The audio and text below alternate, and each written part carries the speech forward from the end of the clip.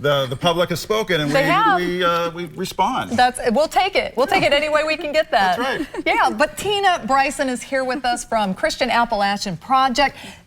Tina, first of all, thank you so much for being here, and thank you for all that you do with CAP. I mean, it's an incredible program. It really is. Let's talk a little bit about what it is exactly that you do for folks out there that might not be familiar. Yes. Absolutely. So CAP has been around since 1964. We're the largest human service organization that helps families in need in Appalachia struggling with the challenges of poverty.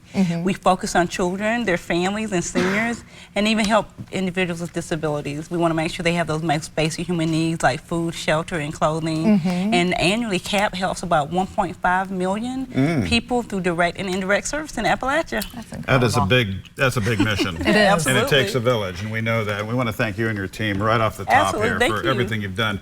Can you give us a quick recap of how 2023 has gone for the mission, for the organization, and then we want to find out what's on deck for 2024. Absolutely. So the biggest story still for us is flood recovery.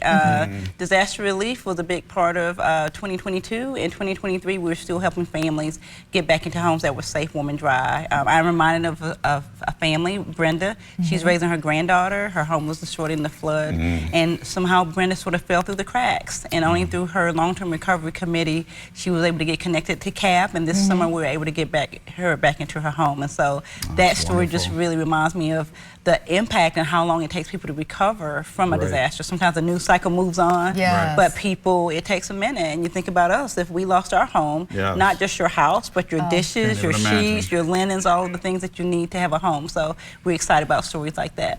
You mentioned falling through the cracks too.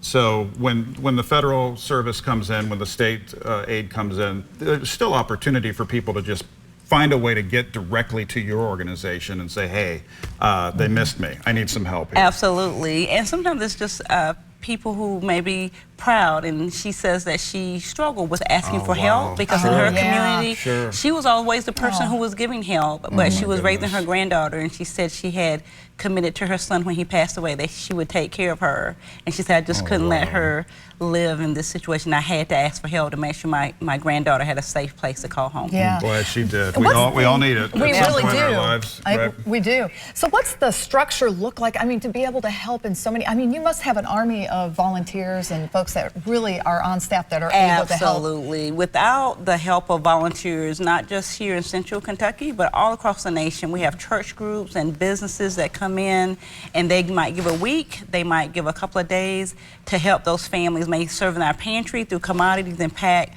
food for seniors who are living in isolation and might not have enough food.